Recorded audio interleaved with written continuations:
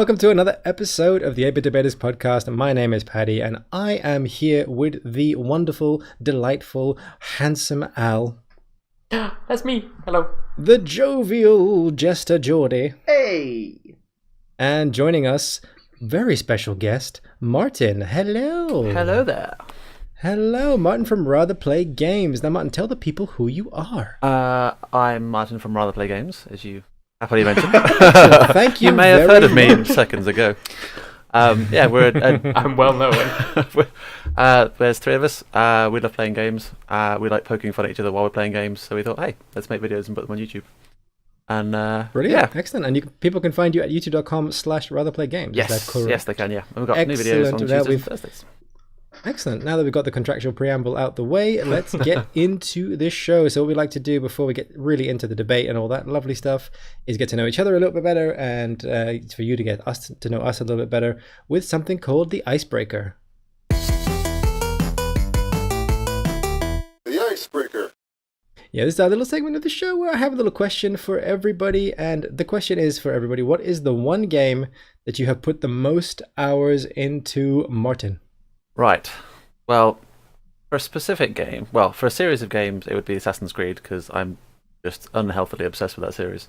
But specifically for a game, Witcher 3 has definitely stolen a lot of my life.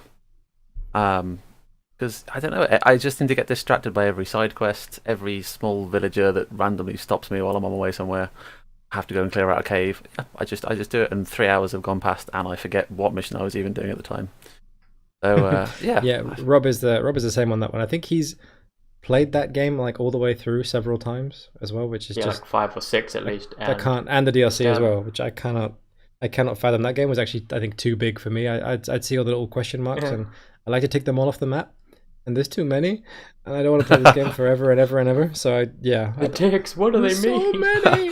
I try not to think too much about what I can see on the map. I'm just like, oh, there's someone over there that sounds like they need help. Oh, I found a stone on the floor. Oh, this is possibly a quest. Oh, where am I now? This is quite interesting. What does this pebble mean? Squirrel. I've only recently started the Blood and Wine expansion. I finally got to the point where I was like, I fancy something new. And then all of a sudden there's this whole new expansion where everything's bright and colourful. I'm like, oh my god, the level of distraction has gone tenfold. Shiny things. It's so pretty. So many shiny other distractions to now follow. My god. Oh, thank you, Martin. Geordie, how about you? I played the most Borderlands 2. Oh, good choice. Okay. I bloody love the Borderlands franchise, and I put 176 hours into Borderlands 2, playing through each and every character and all the DLCs, and it's brilliant. And I wish Borderlands 3 would be out now. Yes. They've still not said anything about that, have they? That's still a game that we think they're making. They keep. Right? At this I'm point. pretty sure they've revealed it's in development. Was there anything? There wasn't anything about Borderlands 3 on E3, was there? I don't remember. Nothing at all. No. Not a thing. No, well, thank you, Geordie. And Al, how about you?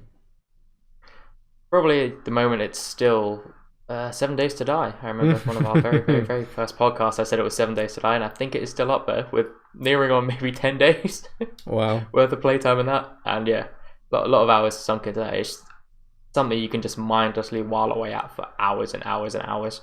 I don't think I've ever had a game where I could hit a rock for like 20 minutes and like just keep going for a couple hours, and that's about it. You played that. You played that on stream, didn't you? I did, yeah. I showed them my crib. That's the kind of, I've got like 4 different solo games going. I started playing it with my brother, and we spent so many hours just like messing around in our games. And yeah, I've dotted about, and yeah, I've put far too much time in that. If I did productive things during that, I'd be like president of the world. I try not to think about that. At least. At least. Yeah, some things are best just left to the imagination. So for me, it has to be Skyrim, the old school Skyrim. So I've talked about this on multiple videos that we've done. So I played, pretty much did everything that you could do on Skyrim on the PS3, and then I was feeling a little bit bored one day when it, after a few months after it had been come out on the PS4 as a remastered version, and I bought it again, and I now have the Platinum Trophy on the PS4, and that was an absolute slog. That just took so long, hundreds and hundreds of hours on that torturous prison of a brilliant game. Oh my god, that's quite a lot of dedication. Didn't let me go. You're gonna get Skyrim 2. Yeah, absolutely. Hopefully on The fridge. On When the they bring it fridge. to the fridge. Yeah, definitely. Cool. Because Elder Scrolls 6 is 100% Skyrim too. Oh yeah. Skyrim was a very good choice. I played that on the PC a lot, and then had a gap for a while, and then found it again, and discovered the whole modding aspect to it, where you could just add literally anything anyone had thought of, things like just have random all of a sudden you kind of get into like a castle, and there's loads of stormtroopers, and the whole game starts getting very weird. This isn't canon. It's like, please tell me you used the Thomas the Tank Engine as a dragon mod. I installed so many. I would be so happy. After an hour, I found myself through this bizarre dreamscape of every genre of thing coming together, and I was like, I maybe should stop playing this now. I've gone so far off story. I don't know what I'm supposed to be doing. Is this a bad guy or a good guy? Who are the Teletubbies again? What are you doing here? Someone tell the Ewoks to stop arguing with them. Why are the Simpsons arriving? Do I hit them? No, what? Hey everybody. So thank you very much for sharing your little games that you played the most hours into. So that was our little icebreaker section. So now we are going to move on to the main part of the show, the mass debate.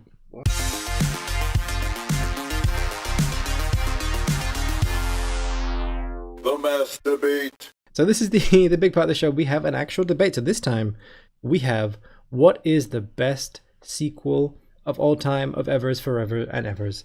So the way this works is I'm going to throw it down to each one of our three debaters. I am this week's judge, and they are going to tell me what they think the best sequel of all time is. And once we've heard their little pitches, we will then move on to a little bit of a fight round. But now let's get straight into the pitches. Jordy, Hi. what is the best sequel of all time? I try not to be very biased with this and go with Kingdom Hearts 2, because I know how much you guys love that franchise. So I went for the game. You would lose. Stream round I went two. with the game which is pretty much still sort of relevant, and people are still sort of talking about it and playing it, and that's Grand Theft Auto 5. It's still popular, it's still running, even though they've maybe talked about shutting down the multiplayer servers, but people are still doing it.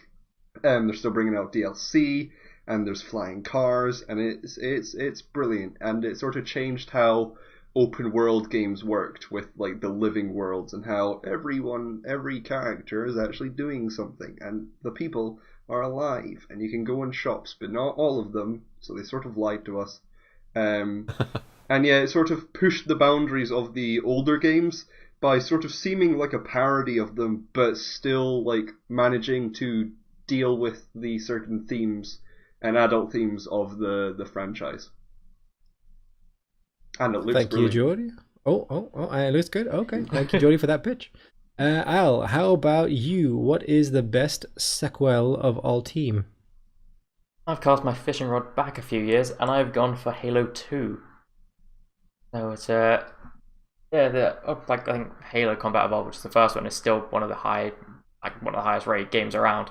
97 on Metacritic, and to beat the auto, basically come after that, was a very hard task, and Halo 2 just annihilated it in so many ways. It brought in split screen co-op, it brought in multiplayer, like on Xbox Live, which is still kind of regarded as the staple, the highest that Halo multiplayer has reached. And there are forums and articles dedicated to saying that it is the best online shooter multiplayer that exists. So, I mean, it brought it in and absolutely nailed it immediately with smooth gunplay. You can dual wield, so if you want a good game, you got to have two guns in your hand. That's just like brilliant. And like it eclipsed everything in the entire Halo series. I mean, all the maps were incredibly detailed, and I think IGN listed all the Halo multiplayer maps, and 7 out of the top 10 were from Halo 2. So what it did in the series was it took a game that was so well received and so loved and absolutely demolished it in every way, and everything it added new to it was and still is the staple and golden standard with Halo and so many other first-person shooters. So it not only as a sequel beat its own predecessor, as a sequel it beat its other sequels. I mean, as the best sequel, there's nothing better than that. I said sequel like 6 times in a sentence. Sequel, have it again. Very impassioned pitch, Alistair, as always. Thank you very much. And Martin, how about you? What is your best sequel of all time? I went for the masterpiece of storytelling that is Mass Effect 2.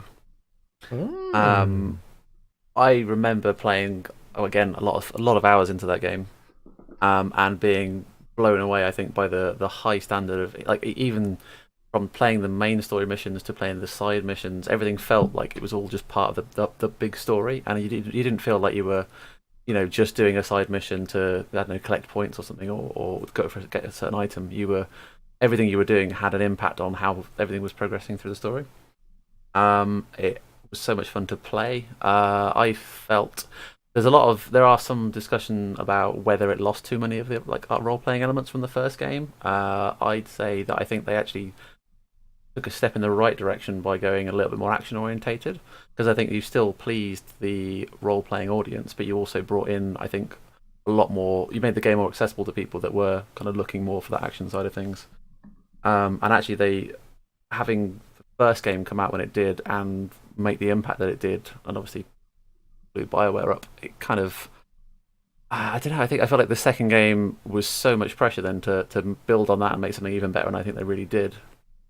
They also listened to what people said from the first game. A lot of time when a game's successful, a couple of things might change, but it felt like they really listened to the first game responses and took out lots of really irritating things, like having to drive around planets in a really bad vehicle trying to find pointless mineral things. It's like definitely one of the things which was most irritating, and it felt so off from how good the rest of the game was. So the fact that they sort of switched that up to more sort of orbital thing was a lot better. And yeah, I just felt more. They added more characters. The flow of it was really good. It felt like a really a good huge stepping stone from the first one, and they kind of kept true to kind of what they wanted from the game. I think like they didn't kind of lose too much by adding things, and I think they got the balance just absolutely spot on. And it's in space, I mean, you can't not love games in space. Who doesn't love sci-fi? So yeah, for me that was one of the best. Thank you, Martin, for a very good pitch. And Mass Effect 2, one of my favorite games. So the other guys up against it. Never played Halo, Al. Never played Halo. Oh, yeah. No, I forgot who I was. Oh, I should have pandered. I went for a good game instead of pandering. Exactly. You should always pander. So what we're going to do now is we're going to throw it open to the guys, let them rip each other apart until I have decided I've heard enough. And when I have heard enough, you will hear this. They call me Mr. Pig! We all know that one. What a great quote. Classic. What a great quote. Words to live by. The soundboard definitely ain't broke tonight. So guys, have at it. Go for it. I see you boys chose exclusive games and not games that are on every console and are able to be played by everyone. Unless you're under 18. Yeah. Well, actually, your parents can buy it for you, and they do, and then don't care, and then... That's irresponsible. So you're telling us GTA is encouraging people to buy underage and being irresponsible? Break the law to play it. Yes. I think Mass Effect 2 was on everything. I think it started exclusive, but then dropped off. Oh, okay, because I played it on a PS3. I think it definitely came to PS3. Halo 2 was PC. Halo 2 was PC and Xbox, yeah, no one cares. So it was pretty much on everything except PlayStation. And no one cares. Which obviously why fight you. Oh, fight you, Paddy. Come here. Step into the screen. I think immediately we should just discount any game which doesn't involve space. So yeah, so it has aliens. GTA 5, no space. Yeah.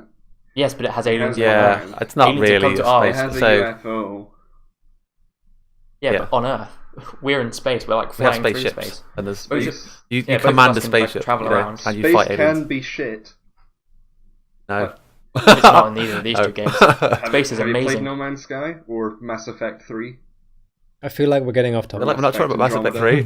No, we're not, Paddy. It's why space is important in video games. This is the new debate. Mass Effect 2 is so bad that they disregarded it in Mass Effect 3. Obviously, it's not a bad game. It's a really good game. It's the best in the series. But even the developers didn't care about it in number 3 and wiped everything off the slate, from what I've heard. Yeah, so obviously the game couldn't have been that impressive if the developers decided, we're not gonna kind of keep the theme or what we're going with 2. We're going to completely change it up in 3. Whereas Halo, I mean, they pretty much built the rest of Halo around Halo 2. Like the systems that they used, weapons that were developed. Did it feel like a very different game though? Did you feel like it really evolved enough from the first game? What, Halo 2? Yeah, I mean, like obviously the storyline was still kind of following along from it, and the basics was Halo. I mean, you don't want a series to change drastically. Mass Effect 3. So, but like Halo 2 added several new dimensions. I mean, you could switch between Master Chief and the Arbiter, which is like the Covenant good guy. So you kind of like got a multi-dimensional storytelling narrative there. Yeah, storytelling narrative, that doesn't make sense, but you know what? Words, I think. Yeah. So you kind of got like a bit of a difference there, and that took it from Halo Combat Evolved, which I mean was still highly regarded in the franchise, and so to have Halo 2 so well received, whereas normally like you're like, this is the best game in the franchise, and then the next one they're like, oh, that's kind of disappointing.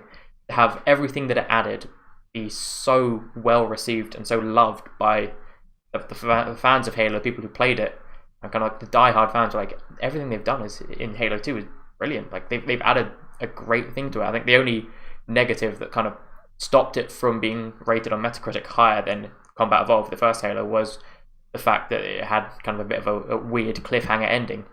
But everything else, the game design, everything they added, the multiplayer systems, the couch co-op, the split screen, the storytelling, the maps, the characters, was just so well done that, I mean, that's what you want from a sequel. You want to have the bare bones of an original and the game that people loved and brought, but you also want to add and keep expanding on what you've basically designed and keep the game evolving and keep it beloved. And that's what Halo 2 did, and it still does. People still look back and go, man, like if Halo 5's sort of multiplayer was a bit like Halo 2, I mean they took out co-op in Halo 5, which was started in Halo 2, and there was an outcry.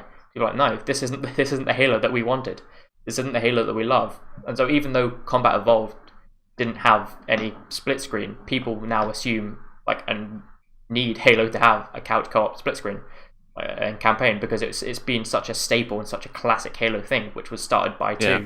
So essentially, that seemed like a weird decision in 5 to take it out. I don't understand why they did that. Yeah, but I'd say that's kind of Halo for me. I think it feels more like the multiplayer game. Like it feels like a really strong multiplayer game. In terms of like story narrative, I think Mass Effect probably does edge it out. I feel like Mass Effect 2's got the story and characters in 2 was so, I don't know, you just felt like it's put such a part of the massive universe. Like you felt like you were that character in that story at that time, and things you were doing were impacting the society around you. I feel like that's kind of the strength of Mass Effect for me. It was like I felt like what I did mattered. Same with Grand Theft Auto 5.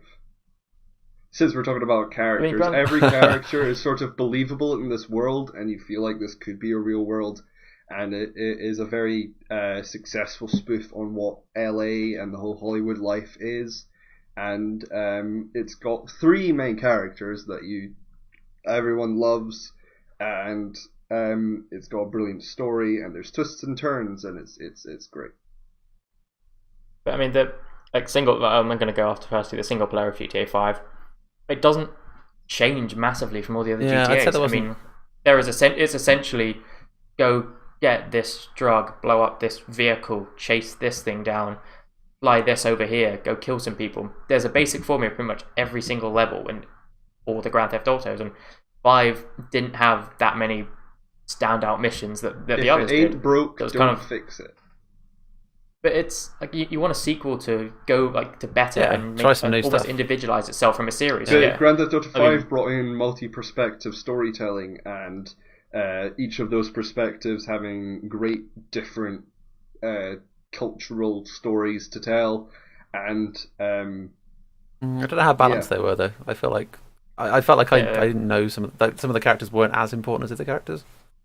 But and they kind of like cut between like scenes quite annoyingly. So I mean, you like do something with Franklin, and then you'll cut to Trevor, who's just done something weird and wonderful, and you just hear him talking about it at the end. You're like, oh, I kind of feel a bit disjointed from the characters' lives, since you don't get in like really into. You feel like you've just missed something important that happened. I mean, I think that one of those Trevor scenes I remember being at the start quite funny, because he's clearly cut to robbing something or done something that he shouldn't have done, and it was quite a funny moment. And then it happened like 2, 3, 4, 5 times. I was like, that's not really. I'm not going to get anything else. Like I got the bit, and now it just feels like it's repeating the same kind of format bit. So in concept, it's kind of unique, but they just repeat it like throughout the game in terms of the missions, in terms of the storytelling, in terms of the characters. and you're kind of like, oh, well, that's. I mean, yeah, that's why people don't really do much with the single player. They just go straight I onto felt the like the online. multiplayer has contributed most, especially to its longevity. I don't really. Yeah, like people would have stopped in. I'm the only guy that just played the single player because my internet is too terrible to play multiplayer. So I was stuck with the single player. The only reason GTA 5 is lasted so long is because of the multiplayer, and even that has so many issues attached to it. I mean, firstly, just as every time they've gone through like the free updates and DLCs, which is a great idea by Rockstar, but they've just made the vehicles and the weapons and everything more expensive, more difficult to get. And I mean, you don't want everyone to get everything really easily, but if you're just a casual player who hops in for a bit, hops out for a bit, you don't get any of the enjoyment that like these new things in GTA do. You need to start spending real money to actually experience everything that there is to offer, and then like to be able to play these new the Doomsday missions, the heists and things like that. They make you buy apartments, bunkers, pay for the missions, and then if you don't have 4 friends who are willing to sit down for a couple hours and try again and again at failing missions, the matchmaking itself is terrible. Yeah, I did feel like it was a shame that there wasn't a way of filling in with AI or changing a heist so that you could do it with 1 or 2 people maximum. I mean, like the number of heists and missions that I've tried to do kind of on my own and use the matchmaking system where like it wouldn't connect for 20-30 minutes, or like you finally got a mission and then suddenly someone immediately left, or someone wasn't playing, or someone was just going off and doing their own thing, or you got kicked. I mean, it was like I never played the heist until like I was actually playing Paddy and Rob and all that, and I finally like had a group who was able to sort of sit down for a few hours and play. But the matchmaking was terrible. Loading screens last forever. The shooting itself is crap. I mean, for a game that's all about going around and shooting, stealing, and killing, you would have thought they developed like a half decent shooting system, and it's terrible. I mean, shooting. Yeah. I mean, I liked it. I feel like we've heard quite a lot about GTA 5. I think we should maybe focus a little bit on the other 2. I mean, Mass Effect 2, again, like the storytelling, was the main part of it. That's what people say is the best aspect of the game. But I mean, again, go back to the shooting. A lot of these games, just half of it was good and half of it wasn't. Yeah, although there was, in terms of how you rate, we were saying about her going from what makes a good sequel is like I feel like the improvement from the first one, it still wasn't perfect. But they did quite a few things to try and make it better playable, I think. And especially the cover system. Like the first one was a complete train wreck, really, in terms of how they were trying to use the engine to block to move from cover. Didn't feel like it was so clunky. Whereas the second one, like the cover dodging felt more smooth. You could order your teammates around. And again, that for me is one that lifts it up against things like Halo. Is that yes, Halo looked really good and the combat was good, but it's still you just playing on your own. Whereas actually, even in the single player on Mass Effect 2, you build your squad, so you could pick how you wanted to take missions on. You could switch it up, play different combinations of people, play with different powers, and then as you're actually fighting through the levels, you're selecting where they go. They're doing covering. It felt like there was more. The whole thing was a bit more involved. There was more enjoyable action. And you keep. I mean, you can play, or Halo had split screens. You could literally play with a friend and kind of do your own tactics, and then in the actual missions there were sort of AI and NPCs sort of dotted around, like bunches of Marines shooting here and there, and every now and then like the Arbiter would be involved, and you'd have other kind of like semi-main characters like going around talking to you and sort of doing their thing whilst you're playing. So you were never playing truly alone. And wasn't it still just you'd have yourself going around shooting things and pushing buttons, and then killing more things, and then pushing buttons, and then that's it? Was there any actual diversity to the gameplay? I mean, isn't gaming all just pushing buttons? I'm pretty sure that's all we do when we games. We just sit there and push buttons. There weren't that many buttons to push. I mean, there were very few buttons. You just push the L button. Don't you touch my button. Did you play Halo with elastic band? Really, honestly. I mean, you'd run out of ammo eventually, or very quickly. But I mean, it's like, yeah, I mean, you can run through it in like the easier modes, like, and just run through it and shoot and have fun. But as soon as you cranked up the difficulty a little bit, then your tactics completely change. Because I think a lot of devoted Halo fans would tell you that once you play on Legendary, and the ones above hardcore and all that, like, it changes how you see Halo, because then it actually becomes a very tactical, very maneuverable thing. You have to save your ammo, keep a weapon like through several different sections, and like resist the urge to pick up an even better weapon because it's now more effective against this thing that you have to face later on. And it becomes a very tactical, very knowledgeable thing instead of kind of just running and gunning. So it does. Does that require a certain level of skill though, that might not be like how many average of the gameplay that would of the gamers that would be playing it, would they be able to tackle something like that? I mean, you can learn it. It's a bit of a learning curve, like, but I mean, if you don't need any skill to play GTA 5. Yeah, and that's the thing. That's what doesn't make it a great game. You don't need any skill. You got people just like rockets in a car. Done. It's a toxic thing as well. I mean, you try and sit in a lobby doing your own thing, and for no reason, some guy or girl will hunt you down and kill you over and over again because you're standing on the street corner, and they'll find you and repeatedly kill you over and over and over. Or DeLorean chases you down a highway. But you're focusing on multiplayer. I'm focusing on single player and the diversity. But we've talked about the issues with the single player, and we've kind of pointed out that it's not. I mean, on a base concept, it's diverse, but there's not much variety within the game itself. You can run. you cycle, and you can run, drive, and steer. You do that to various missions. And there's the amazing, critically acclaimed tow truck missions. Yes, the tow truck. Oh, they were brilliant. The hours you could spend driving to a location, picking up a car, driving it back to another virtual location, bailiff. I mean, it was a joy. Yeah, when you just go play Farming Simulator, where you can drag a tractor full of hay behind you. Oh, I didn't even consider Farming Simulator 2 as my best sequel. Fantastic game. You should definitely pick it up. But yeah, I mean, like a lot of the GTA. Yeah, it's fun to kind of go around and cause havoc and get the 5-star wanted level and see how long you can survive the police. But when you actually play the game, it can be very Wasn't same. GTA 5? Didn't GTA 5 lose the crucial shove button that was in GTA 4? I can't remember if that was. I think you could still shove. I think you sprinted through people and kind of like shoulder barged them instead. Oh, just kind of rushing. No, I think if you press the melee button is, I think you if they're not attacking you, you just shove them. But like GTA 5 didn't vary enough from the other GTA, so you can go, okay, this was in that, this was in that. It was more bright. It was and sort of colourful. It was more. San Andreas. The graphics were updated. Did swimming kill you in 4? I can't remember when that changed. Was it 5? No, it was. I think the one before that swim killed you. I can't remember when the change was, but 4 I think you could swim. Yeah. Yeah.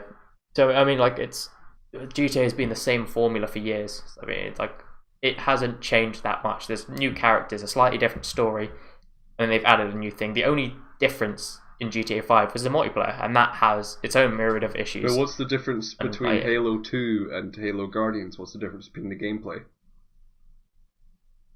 Quite a bit of difference between the gameplay. There's a different, like an entire different story has evolved because it's been told through, and then you kind of learn more and more of the story instead of having a different character each time. How does the gameplay vary, not the story? Different weapons. You got now a team of Spartans, which you can sort of tell where to go, what to do, and then sometimes you play as the different Spartans who have different skill sets. Who they like, you can change up weapons and things like that. So they'll have like high-powered sniper rifles. So you have different characters that you can sort of control that have different skills and that are moderately interesting. Sounds like GTA 5. I mean, they have their own storylines. So you play as different fire teams, and you kind of got. I think Halo 5 has got like 2 almost converging storylines. Like you play as you play as one like Spartan fire team, and you play as Master Chief and his fire team. They've got like 2 different storylines going on side by side. So kind of like as you play along, you see the 2 of them kind of converging, and you figure out what's going on by combining the 2 of them. It's like a pretty decent way of playing things. But I'm not talking about Halo 5. I'm talking about Halo 2. Order! Order in the court. Order. I'm just before we draw this, put a pin in this debate. I'm gonna ask each of you a question, Jordy. Yeah. Of the other two games, which one is the better example of a sequel learning from the first game or the game that came before it, improving on the formula, and kind of giving us a better example of that game? I'm not sure really. I think I'd have to go with a game that I just feel is a better game, and that's Mass Effect 2. I think the story in it's brilliant, and then it's a shame that they sort of just threw it in the bin for the next one, and that sort of just adds to how good the second game was. Okay, Al, the same question to you. Which one kind of is the better example of a game learning from the first one and giving us a better example of that franchise, that series? I think if it was purely learning from like the previous one, I mean, GTA did improve its driving, but that was about it, and maybe update the shooting a little bit, but still crap. I'd say Mass Effect, 'cause it was kind of like sandwiched by two absolute steaming piles of crap, and it was a little shiny plate in the middle of it. It's not even like a bar of gold. It was just like a nice little plate that looked kind of clean. So we were like, that's better. Yeah, I'd have to say Mass Effect 2 kind of like improved the most from the prequel, the first one. And Martin, same question to you. I would also say Mass Effect. Just to tie it off nicely. I don't know. I think for me, I love GTA. I put a lot of time into GTA, but I think in terms of what it did for the rest of the series and how it kind of transformed the path for the series, I think Halo 2 was a pretty stellar example of them realizing what they had and then going, right, this could be, adding the multiplayer aspect to it, widening out to co-op. It was all of a sudden like, no, people like this game and want to play it with their friends, therefore let's build on this now and go forward. And I think it kind of transformed then going forward the Halo series. Yeah, it was the first time developers thought the gamers had friends. It was a nice thought. Didn't ask you, Al. Thank you. Oh. No, thank you very much, guys. Thank you very much. I think cue the music. They call me Mr. Pig! That was funny again, wasn't it? That quote again. So yes, I am ready. I'm not ready to pass judgment. I'm ready to do the Al special and ramble while I think about it. That was difficult. I mean, I said let's talk about the other games and not so much about GTA 5, and then eventually you made your way back. GTA 5. I get it. You were trying to tackle the big one that you thought was the most obvious. I think this is the way the judgment will come down is probably based on how I'm viewing the question. So, the reason I asked that question at the end was because I really think the best sequel of all time is not necessarily the best game, but the one that said, this is what we had before, this is what we did with it, this is where we are now. So in that respect, I think GTA 5 is, as much as it is a wonderful game and it did make some changes to the GTA formula, it still is very much GTA, like GTA 4, GTA 3, San Andreas, like they are all, I suppose when you look at how different Red Dead was, I mean, obviously it's a different time and everything else. It feels like that was they really had more reign to kind of go for something new at that point, and that was such a good game. The sequel that is going to be it looks so good. That might be the best sequel of all time. So we might have to update this. We shall pause. We shall pause for a few months. I just wonder if they played it a bit safe, maybe on the 5. From that perspective, I might knock off GTA 5 from the list of the 3, so that leaves it between Mass Effect 2 and Halo 2. Like we said, so, space games. do I go for a game that I played and I loved, or a game I've never played before? Al, this is a tricky one. I know. I should have banned it, Paddy. I should have banned it. No, actually, Al, you made a very good case for Halo in terms of what it did for the series, and obviously, as a bit of an outsider to the series, it's interesting to hear about what it did for the franchise as a whole, and nobody really tore you down on that. So I'm going to have to assume that everything you said was true. But I think, Martin, what you were saying about Mass Effect 2 and how it differed from 1 and the things they learned and how they moved it, it stirred my soul. So I'm going to award this one to Martin. Yeah. You are our winner. Round of applause, everybody. Woo. Thank you. Yeah. Sorry, I had a cough there. Give you a Paragon point right there. Well done. Excellent. She'll never let us go. Thank you very much. So yeah, that brings us to the end of this week's A Bit Debated podcast. I hope you guys have had a wonderful time. We've answered the big question: best sequel of all time, Mass Effect 2. You heard it here first. Obviously, if you think that that's a terrible choice and that you have a better idea for the best sequel of all time, drop it in the comments below. Let us know why we're wrong. Let us know why Al is so damn pretty.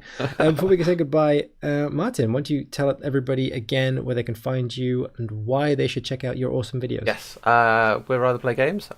We have new content out on Tuesdays and Thursdays. We do Let's Plays of things like Far Cry 5, and we record the very bizarre situations we find ourselves in. And yeah, we put together little best of compilations, funny moments of indie games we play, and yeah, we just try and make a little 5-minute funny thing that makes people laugh. So yeah, that's what we do. Yeah. They're lovely guys. I very much recommend that you guys check them out. youtube.com/ratherplaygames if you want to see them. We are Twisted Bar Gaming. You can find us at youtube.com/twistedbargaming. We have a whole bunch more One Life reviews. Not One Life reviews. That's another show we do. You should check that out too. We have a whole bunch of them as well. We have a shit ton of those. We have a whole bunch more debates. We just did Me 3 stuff a few weeks ago that you can check out. Yeah, just a whole bunch of gaming content. If you like us for some reason, then hit that like and subscribe button. Go check out Rather Play Games. Thank you very much from all of us here. Toodle pip. Bye. Bye.